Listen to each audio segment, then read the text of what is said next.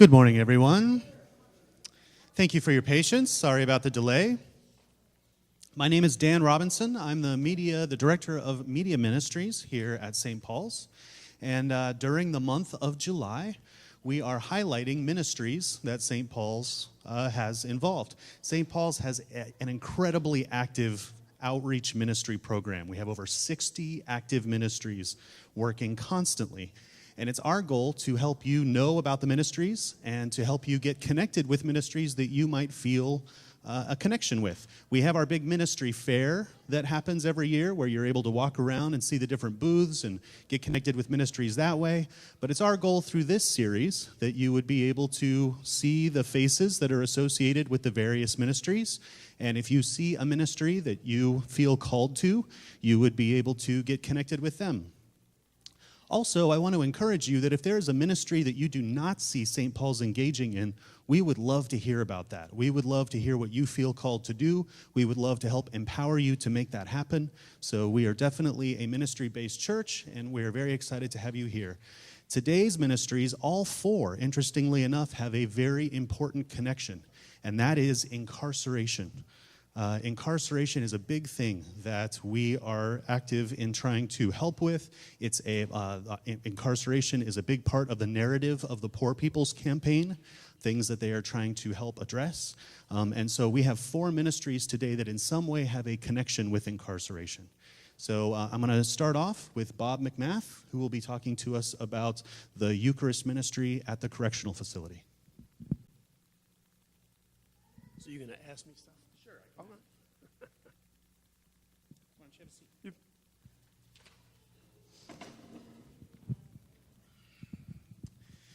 So, Bob, tell us about the ministry.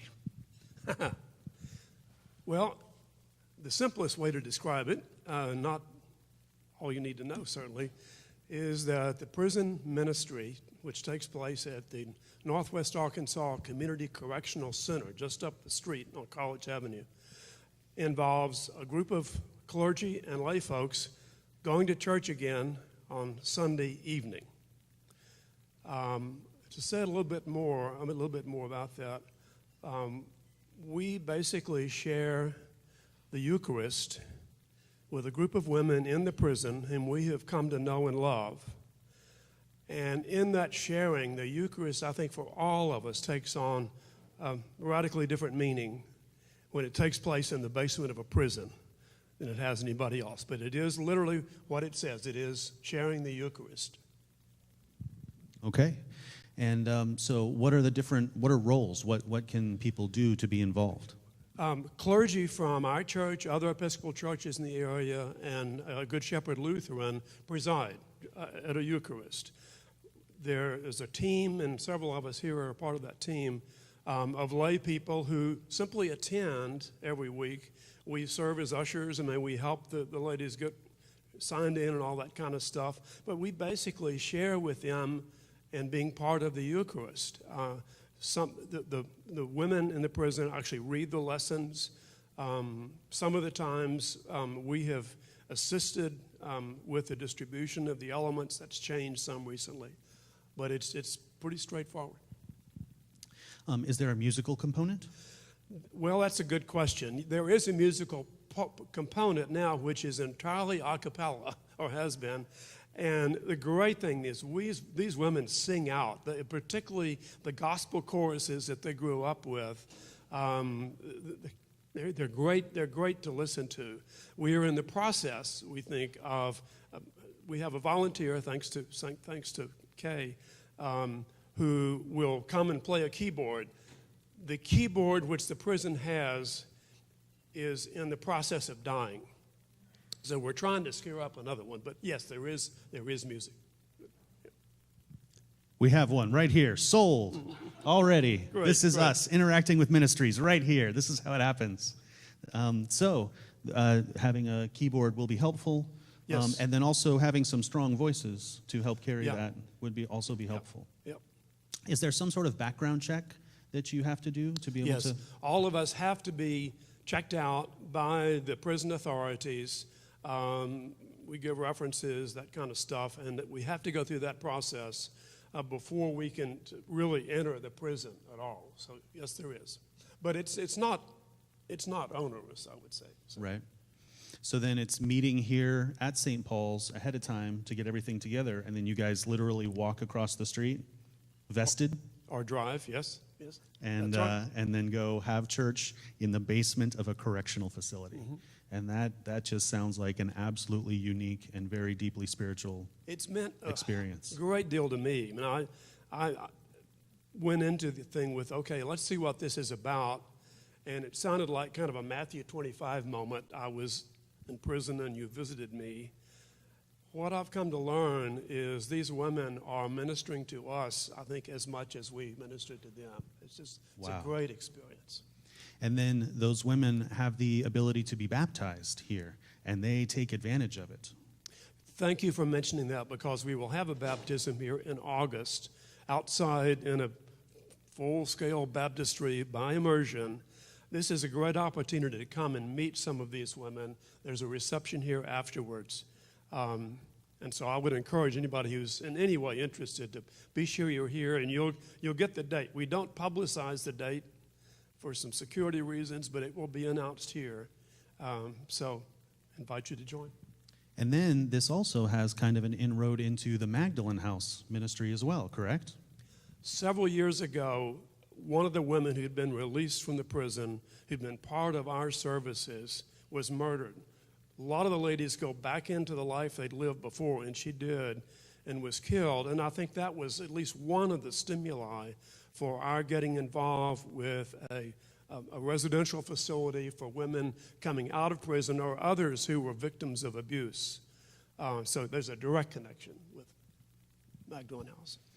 So if you were to say what your primary need, what is the primary need of this ministry at this time?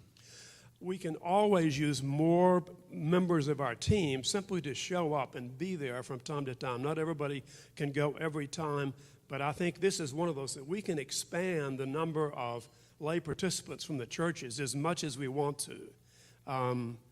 So that is a need. And I think these ladies, you know, they feel lost. They feel nobody cares about them.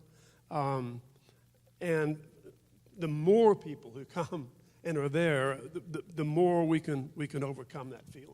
And then with that baptism is another absolutely. real opportunity, even if you don't feel comfortable going over to the correctional facility, to come be present during that baptism really helps them feel like there's a community that is supporting them. And then for them to have their eyes towards Magdalene House as an option is another thing that St. Paul's has worked very hard to facilitate. So thank you very much, Bob. If you are interested in this ministry, feel free to get in touch with Bob and to find out how you can connect with that. And I'm sorry, I'm going to have to dash off to choir practice before church. The reason is I'm in the choir, but I need all the help I can get. So. Thank you, Bob. Up next, I have Kathy, who's going to be talking to us about the Prison Stories Project.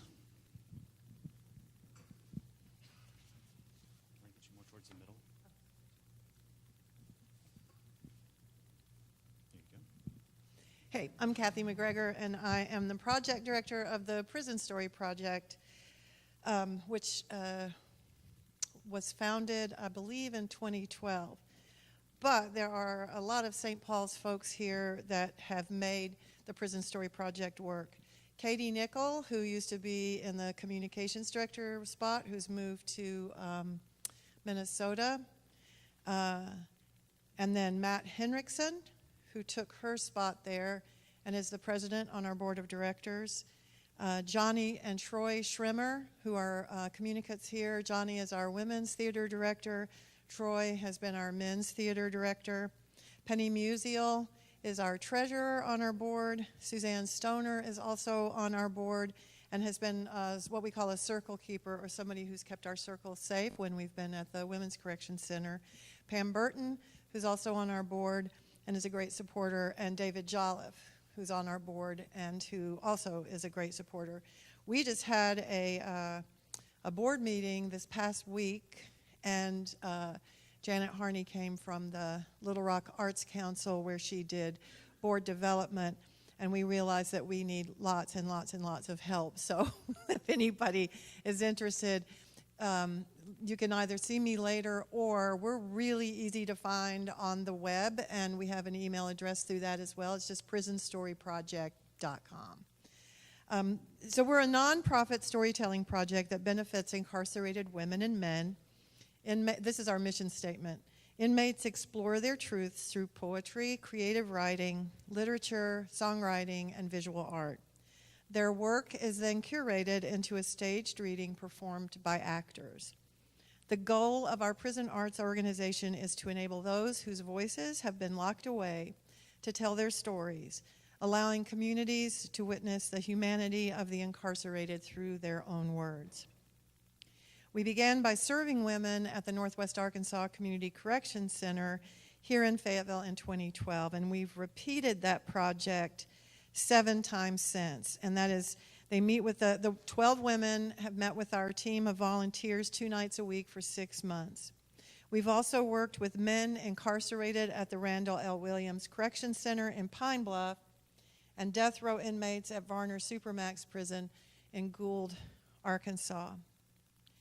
Soon after we presented a staged reading of the death row inmates in October of 2016, the state of Arkansas announced plans to execute 8 men over 10 days, 2 at a time, just after Easter 2017.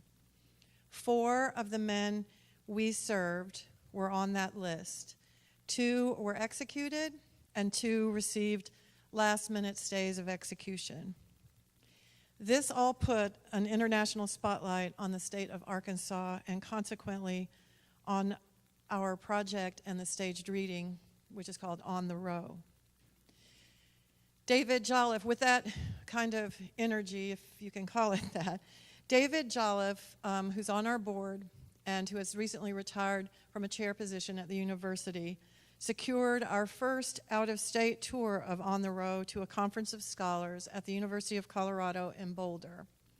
Since then, On the Row staged reading has toured to the University of North Carolina at Asheville and Notre Dame in South Bend, and will be going to Bethany College in West Virginia next month. We have also been invited to present our work at the 2018 Humanities Conference in New Orleans this coming November. And we are most excited to announce finally this past week, we received a matching grant of $13,500 from the Mid-America Arts Alliance. And we are also deeply grateful to the Episcopal Evangelism Society for funding part of that matching grant. We will be announcing in the near future a fundraising event to help us raise some of the matching funds, so stay tuned for that. And now here's the press release from Mid-America, and I'll just read it because it's easier than me trying to explain it because I'll go off. On the Row, Stories from Arkansas's Death Row. The script for the staged reading On the Row is taken from the writing of 11 men on death row that the project met with over 6 months. 6 actors read the work of the 11 men that participated in the creative writing storytelling classes. There will be 2 separate tours of On the Row consisting of staged readings and an art exhibit. Tour number 1 will include performances at high schools and public performances in the evening across the state of Arkansas: Little Rock, Pine Bluff, Jonesboro, and West Memphis. Tour number 2 will include performances to cities in 4 of the states in the Mid-America Arts Alliance region: Kansas City, Missouri; Wichita, Kansas; Oklahoma City, Oklahoma; and Dallas, Texas. And this is the 3rd Artistic Innovations Grant for the Prison Story Project. So we will be having a fundraising event that we'll begin planning on to help us kick off the tour. We are especially excited to be able to go to high schools across Arkansas.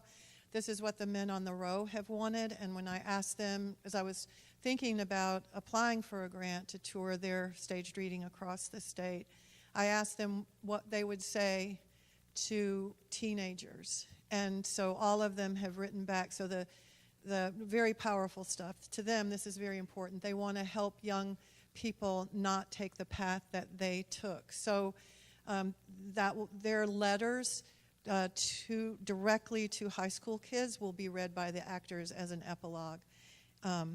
So that's going to be happening, and we're really excited. So it's going to take a lot of planning and a lot of work to get all that coordinated. So if you are interested, please see me or shoot me an email on the website.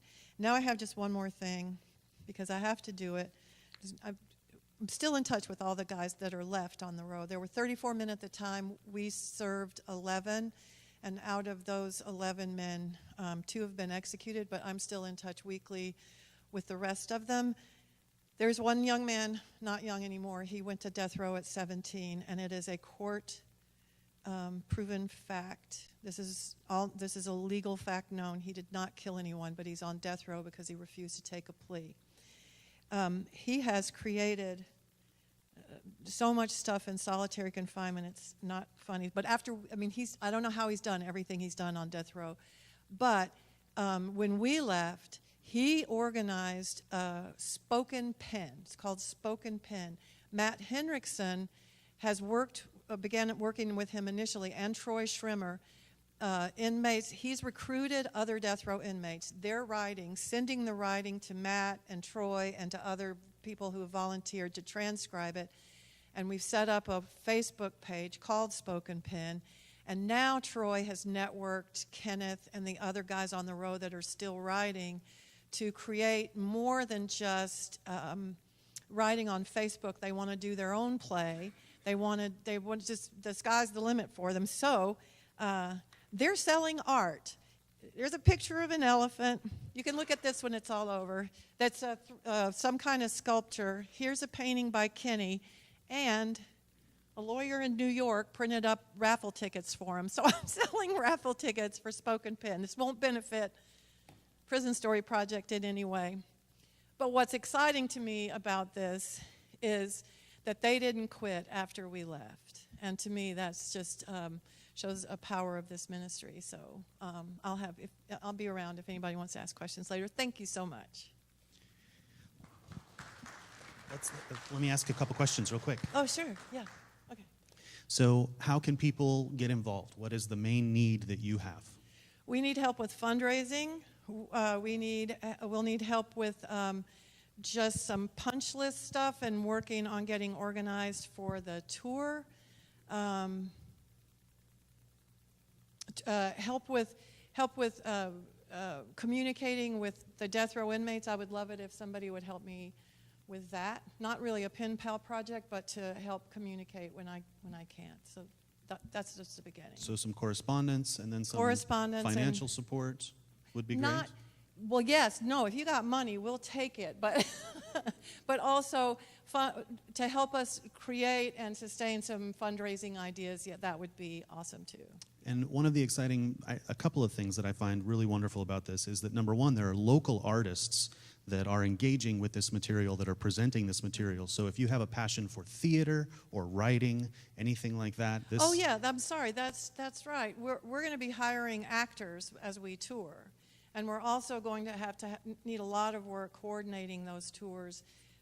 So some tour management, like I don't have any experience doing that, but I'm going to try to learn. And then if we'll need actors for both tours, male actors, so yeah. But I think the thing that this does that's most important is that it humanizes these people.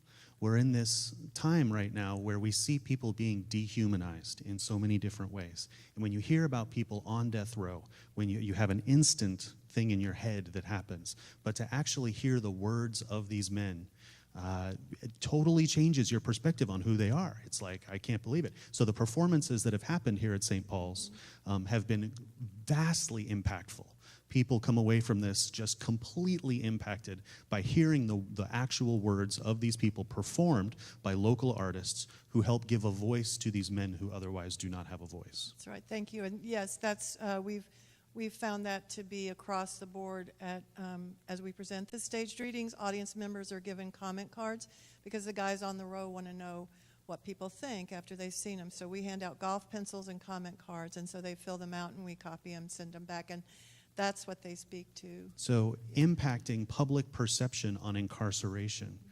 when you try to think about ways to do that, this is a way that has been proven to make that happen. And as we're trying to have this national narrative about mass incarceration, this is an opportunity to hear the words of those people who are directly impacted.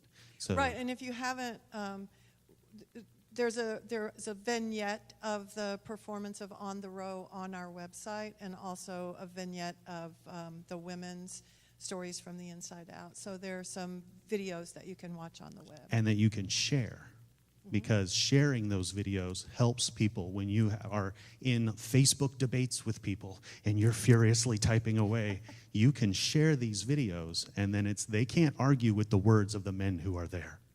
So it's very impactful. Thank you. Thank you for your work. Up next, we have Christy talking about Dick Johnson Camp. Great. Thank you. So you guys have heard a little bit from me from the pulpit announcements in the past, but I guess I'm going to have to, yeah. Oh, okay. So I'm the director for Dick Johnson Children's Camp, which is a camp that's 1 week each year at Camp Mitchell. It is, go ahead. We serve children who have or have had in the past a parent who is incarcerated. And as you know, in Arkansas, our rates of incarceration are very high. We obtain our list from the Angel Tree Ministry, and we sent out invitations to over 900 kids who are in our age range, 8 to 11. So in Arkansas, there are over 900 kids who have a parent who is currently incarcerated. Once they've come to camp, they can come again and again every year. So that a lot of times the parent is out. They may be living with that parent or not. But all of these kids are just amazing. And I think someone mentioned about being ministered to. I feel like the staff and the counselors are ministered to as much as we minister to the kids. They're just a lot of fun. All of them have been through some kind of trauma, whether that trauma is just their parent being incarcerated.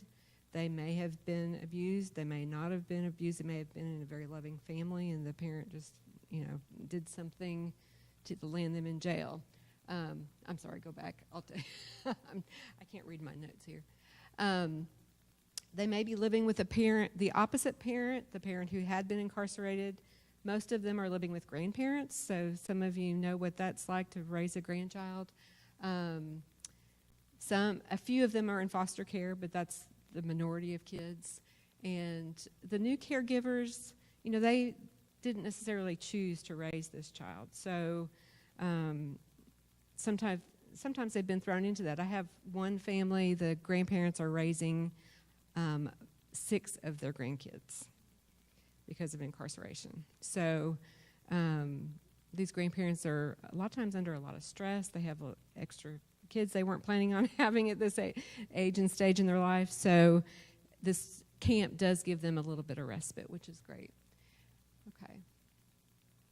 Next. This year we have 48 kids. They happen to be 24 girls and 24 boys. I don't know how that happened. We almost always have more girls than boys, but this year it's evenly split.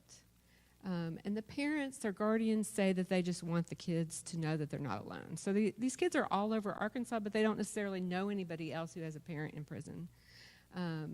And the prisoners or the parent who's been in prison or jail, they tell us that they feel like they can do something for their child to be able to let them go to camp. So most of these kids are Medicaid.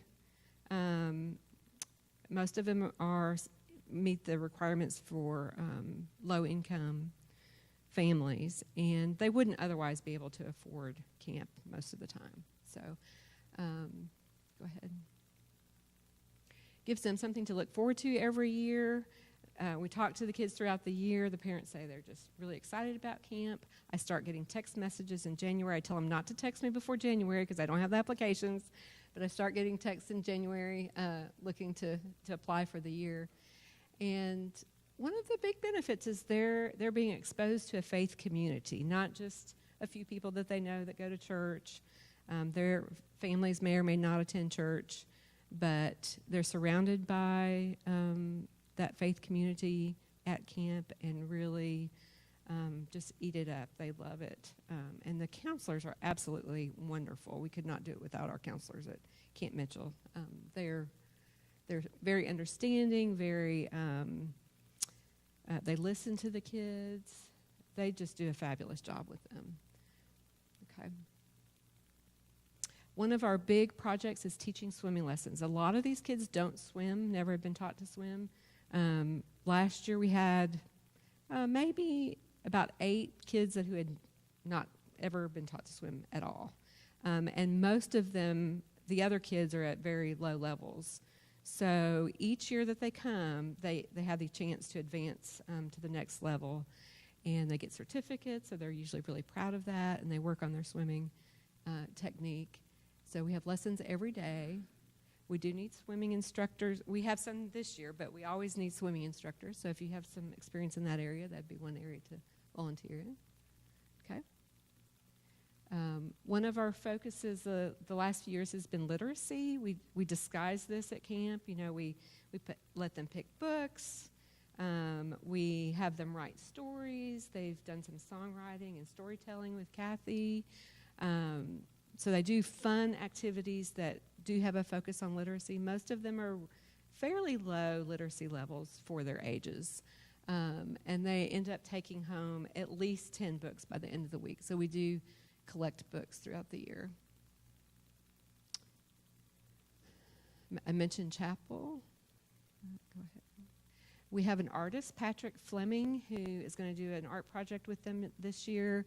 They are designing cement tiles that have mosaic art in them. So each child gets to design one, and we'll be making a prayer garden, which will be right outside the chapel, and we'll stay at Camp Mitchell. We do other fun things like tie-dye, and one of the art teachers from a local school is going to be going as well this year. Okay. Music and drama. Go ahead. Hiking, fishing, archery, the farm. They get exposure to all of these things, and they love the fishing. Some of them love the fishing. Some of them don't really care about it. Okay. And then we have nightly activities every evening. So if you're interested, just let me know. Our primary goal right now is to recruit people to write letters to the kids. So I have lists of the kids. We would like each child to receive at least one letter every day. Keep them on your prayer list. We're always doing fundraising. If anyone is interested in organizing the fundraising, which right now is up to me, and I'm not doing a very good job of it. No, but we're doing fine with the fundraising, but I would love for someone to coordinate that, which basically means contacting churches around the diocese, and we've had an overwhelming response this year. So most of the churches are more than willing to sponsor a camper or 2 or 3, and this year we have all the campers sponsored, so that's great. But coordinating that is a little more than I'm good at doing. So we could use a coordinator. And then supplies, used books. We have several book drives going on. If you have any books at home you'd like to donate, that would be great. So if you have any questions or you're interested in volunteering, just let me know.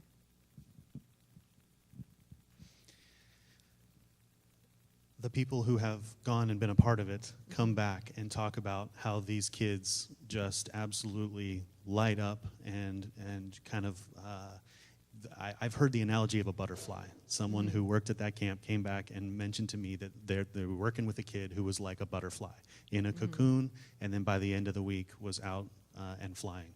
So this is an amazing, impactful ministry. The difference in them from day 1 to day 5 is incredible. And you would never know that these are underprivileged kids, going to the camp. I mean, they just want to have fun. That's what they're there to do.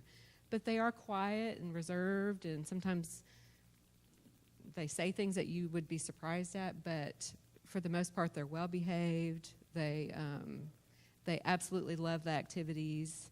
And they love looking forward to camp for the next year. So, thank you very much.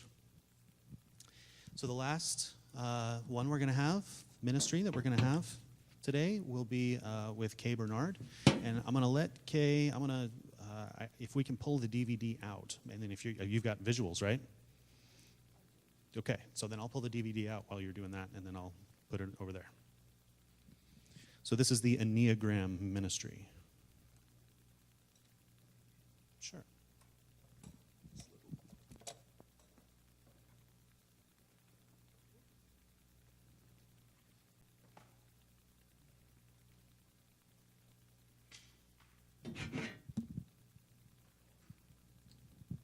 Thanks, Sam. So for those of you who haven't heard of the Enneagram is a psycho-spiritual tool, if you will, and it's about 9 personality types. And so you may ask, what does this have to do with prison? Well, about 4 years ago, I was in San Francisco at a conference, and I saw a woman that I hope to play the video for. I saw a woman speaking, and she had with her what she called her ambassadors. And these were formerly incarcerated people who were speaking at this Enneagram conference and talking about how they had gone through the Enneagram program in jail and what it had done for them.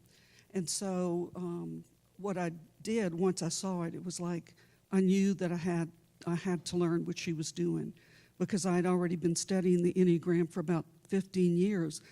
So I went over to the Bay Area for a year. Took a year out of my life 2 years ago, and I spent a year up there like a vagabond from place to place, but I was able to work in 2 county jails. So this woman, Susan Olesic, who started this program, has worked in San Mateo County Jail, Santa Clara County Jail there in the Bay Area, and also in San Quentin. And what we do is we lead 8-week programs teaching the Enneagram to these inmates. And so I'm going to, with that introduction, I'm going to go ahead and play the video. So you'll see on this little short DVD, there's going to be people talking about, the ambassadors will be on it. You'll see the ones who were formerly incarcerated. You'll see the incarcerated people. You'll see the sheriffs and the people who implemented the program in their jails. And I have met and worked with all of these people while I was there. Okay, you got the middle one? Middle one. That's not the right one.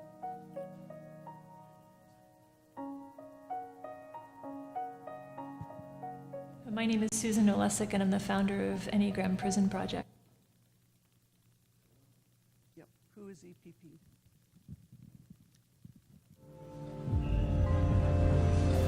We incarcerate more people in the United States than any other nation. There are currently about 2.2 million people incarcerated in the United States. On average, it costs $47,000 per year to incarcerate one inmate in California. 60% of the people who are incarcerated now will return to prison within 3 years. It's an unsustainable system. One of the things that we're trying to do is to improve outcomes. I mean, recognizing that past programming hasn't always worked and that our approach in corrections here in California and nationwide hasn't always worked. We're all in a prison of our own making in the way that we suffer our personalities. The mission of Enneagram Prison Project is to offer self-awareness education to the incarcerated using the Enneagram system, somatic practices, and meditation. There's other ways to understand why I do what I do. Enneagram is a tool to be able to show people how to deal with some of the discomfort and upset inside themselves and to give them a map to how they could do things a little bit differently, or at least how to hold their own discomfort a little differently. There are a lot of good things that are out there, but nothing quite articulates the why in the way that the Enneagram does. A lot of other programs are about the what. The Enneagram elicits the motivation that preceded the behavior. I think the most surprising thing that I've seen was that light bulb going off with some of them finally being able to recognize why they do what they do. He wanted us to realize what behavioral patterns did we have, how to stop them, how to help ourselves, how to make us healthy again. Seeing myself now from the way I was then is something I didn't do on my own. I waited 29 years for something like this. The key to me is readiness to change. It's like you can only run from you for so long until you gotta just come to a point where you deal with it. An essential ingredient to what we're doing with Enneagram Prison Project is the self-awareness piece, giving people a method in which to self-reflect, a way to go inside of themselves and watch what they do before they do it, to create a pause, to create a space between the stimulus and what we automatically want to do where there isn't any freedom. They pause for a moment.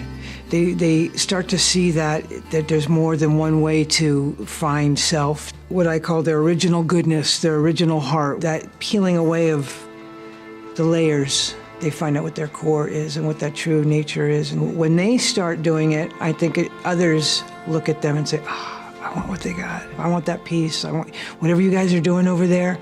And there's a bond. It's amazing to know that I don't have to stay in this prison. You know, I can get out of it. You know, I don't have to just think that's the only way I can think. I felt that this profound tool that changed my life so deeply needed to be brought to people that needed it most. I wanted to put my action and my energy into bringing this tool to people that I absolutely believe deserved mercy and deserved a second chance, and I thought the Enneagram would be the tool to do it. My vision for the Enneagram Prison Project is enormous. I think that it could be global. I think that it could literally change the world. I know that it can change the prison environment because I've seen it happen myself. They really do want to make change and learn to do things differently, and so they embraced it because they themselves recognized that it was a really valuable tool. And the thing is, I was in one class with a small group, and yet I saw a few really profoundly change, and that's amazing when you think about it. One group, one class, and I saw some people very changed. A strength of the Enneagram Prison Project is that it has been time-tested in the state's prison system and different county jails. I think the biggest thing that Enneagram offers the students here is hope. What they feel they are right now or what they've done in the past isn't what they are, isn't who they are, and it doesn't have to be what they are in the future. I'm proud of myself today, and I know who I am, and it set me free. It wasn't who I was. Of course, my past makes me who I am today, but I'm not my past. I'm not this one horrible, terrible thing. It's not the one time you fall off the bike, it's how many times you get back up and keep going, and that's the Enneagram. It put my training wheels back on. It guided me, took them away, held the seat for a little while, and now I'm riding. Now I'm free and I'm on a path. So yeah, it gave us our confidence back in a good way. I know this works. It's another one of those pieces and tools that we have in our toolbox to just be a better, more well-rounded member of society. The Enneagram Prison Project is really going to be a cornerstone of the program pods that we're piloting now and we will be developing. I got feedback from our folks that were either observing or participating. They said that it was very well received, that it was very well presented, and that they were impressed with the level of engagement on the part of the inmates. If any other institution came to me and said, we're thinking about putting in an Enneagram program, I'd tell them just to run with it. But there has to be a readiness on both sides, on the teacher to go in and the student to receive. I don't feel it's any coincidence that I'm here. I don't think it's any coincidence that I'm finding more enlightenment through Enneagram. That I'm here where I'm meant to be, and that's an exciting thing. Having this awareness now allows me to have a softer heart, and hopefully that'll give me an opportunity to do better in my life and not come back. Longevity is going to be the difference. Who's going to be there for them when the going gets tough? And and continue to be there for them. And I'm seeing that potential in the Enneagram, and that's why I think that it will be beneficial to the inmates in the long run. When you give somebody back themselves by reflecting back to them, by the Enneagram work, helping them see who they are, who they might have been and who they can be, is something that is very difficult to measure, but when you see it and you know it and there's that spark in that person to do better, that's what it's all about. I see the future of the Enneagram Prison Project as expanding and being very successful. Treat prisoners just as human beings, not as another class, lower class of citizenship, not as criminals. Yes, people that have committed some crimes, and we treat all human beings with the equalness, with openness. I've been through program to program, but never have I found anything like the Enneagram. Never in my whole life, and I've been in recovery a lot of years, in and out of prison, in and out of jail. I have so much potential. It's a puzzle. You know, a puzzle, you put it together piece by piece, but there was one piece missing. There was one piece that was missing, and I came and I found it here. I don't regret being here anymore, but I bet you I won't come back.